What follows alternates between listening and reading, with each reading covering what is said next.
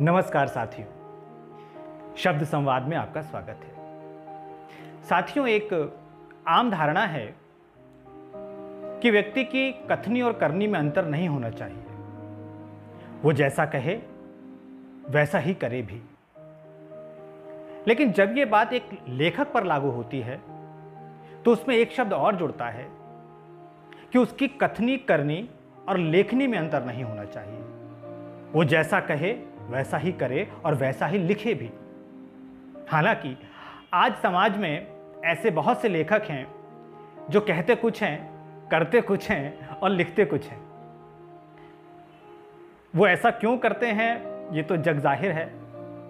बहरहाल, हम आज जिस व्यक्तित्व के विषय में आपको बताने जा रहे हैं वो ऐसे कर्मठ, जुझारू और समर्पित व्यक्तित्व हैं जिनकी कथनी, करनी और लेखनी एक ही है। वो जो कहते हैं वही करते हैं और वही लिखते भी हैं। मैं बात कर रहा हूं अलवर निवासी भाई रामचरण राग की। राग साहब वैसे तो दिल्ली सरकार में अध्यापक हैं, लेकिन एक बहुत अच्छे कवि भी हैं। कवि के साथ साथ वो एक समाज सेवी भी हैं और सही मायनों में वो एक बहुत अच्छे इंसान हैं।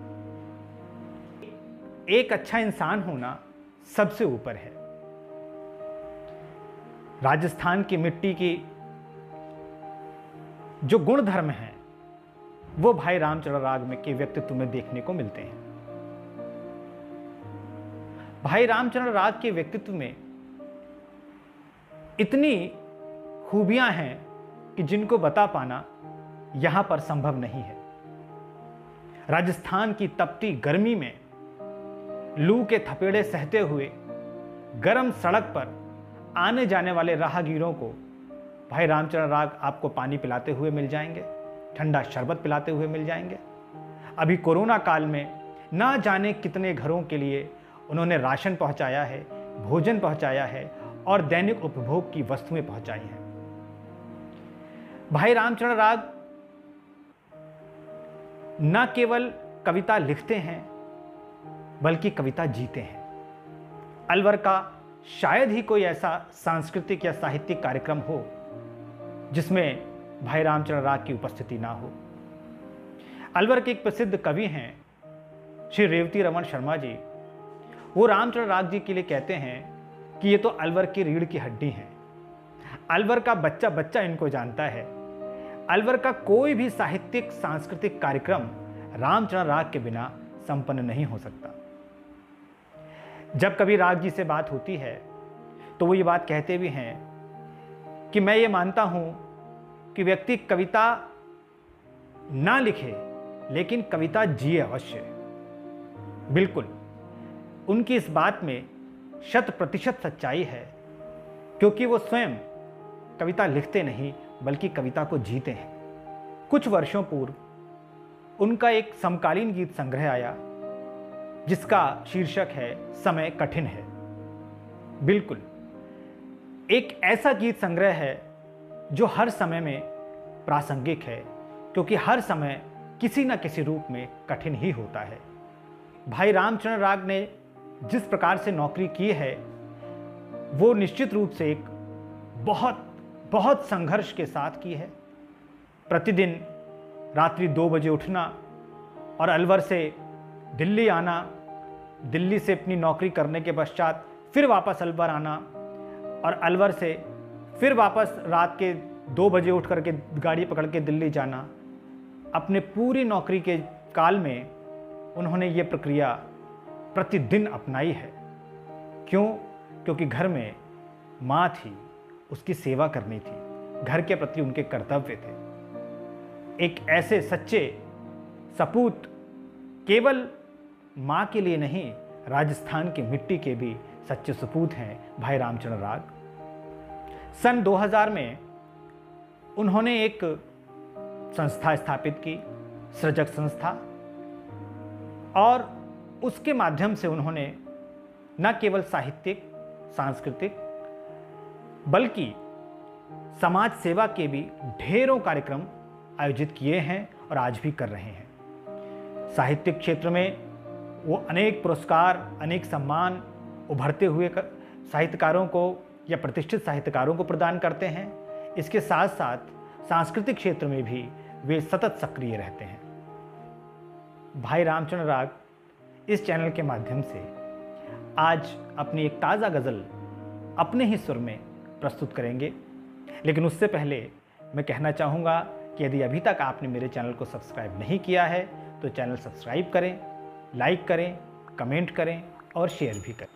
हाँ, एक बात और कहना चाहूँगा कि यदि आपके परिचय में, आपकी जान पहचान में, आपके आसपास ऐसे कोई व्यक्तित्व हैं साहित्यिक, सांस्कृतिक, समाज सेवा या अन्य किसी भी क्षेत्र में जिन्होंने ऐसा कोई कार्य किया है जो औरों के लिए प्रेरणा प्रदान करता हो, जिनका व्यक्तित्व औरों के लिए प्रेरक हो, तो कृपया हमें बताएं।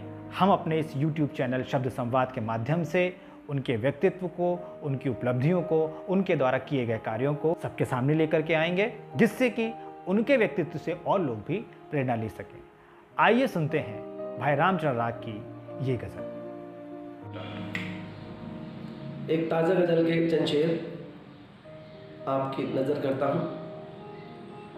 कार वालों की हो या सरकार वालों की सड़क, कार वालों की हो या सरकार वालों की सड़क, बैलगाड़ी को मिली कब इस कदर अच्छी सड़क, बैलगाड़ी को मिली कब इस कदर अच्छी सड़क, छूट गया था काम धंधा और चल पड़े थे गाँव को, छूट गया था काम धंधा चल पड़े थे गाँव को, और फिर छाले भरे पाँवों ने नापी थी सड़क, और फिर छाले भरे पाँवों ने नापी थी सड़क, कार वालों की हो या सरकार वालों की सड़क, बैलगाड़ी को मिली कब इस कदर अच्छी सड़क। वो जगह वीरान है अब, वो जगह वीरान है अब रौनकें गायब वहाँ, वो जगह वीरान है अब रौनकें गायब वहाँ, इस शहर की जो कभी पहचान थी चौड़ी सड़क, इस शहर की जो कभी पहचान थी चौड़ी सड़क, कार वालों की हो या सरकार वालों की सड़क, बैलगाड़ी को मिली कब इस कदर अच्छी सड़क। रेत हो या कीच हो जिस पर चले हम दूर तक, रेत हो या कीच हो जिस पर चले हम रात दिन, याद है अब तक हमें वो गाँव की कच्ची सड़क, याद है अब तक हमें वो गाँव की कच्ची सड़क, कार वालों की हो या सरकार वालों की सड़क, बैलगाड़ी को मिली कब इस कदर अच्छी सड़क। पेट की खातिर निकलना भी ज़रूरी है बहुत, पेट की खातिर निकलना भी ज़रूरी है बहुत, रोज़ लड़की को डराती है भले सूनी सड़क, रोज़ लड़की को डराती है भले सूनी सड़क, कार वालों की हो या सरकार वालों की सड़क, बैलगाड़ी को मिली कब इस कदर अच्छी सड़क। और आखिरी शेर, दिन दहाड़े कत्ल जिसकी आँख के आगे हुआ, दिन दहाड़े कत्ल जिसकी आँख के आगे हुआ, एक पल ठिठकी मगर फिर चल पड़ी ठहरी सड़क, एक पल ठिठकी मगर फिर चल पड़ी ठहरी सड़क, कार वालों की हो या कि सरकार वालों की सड़क, बैलगाड़ी को मिली कब इस कदर अच्छी सड़क।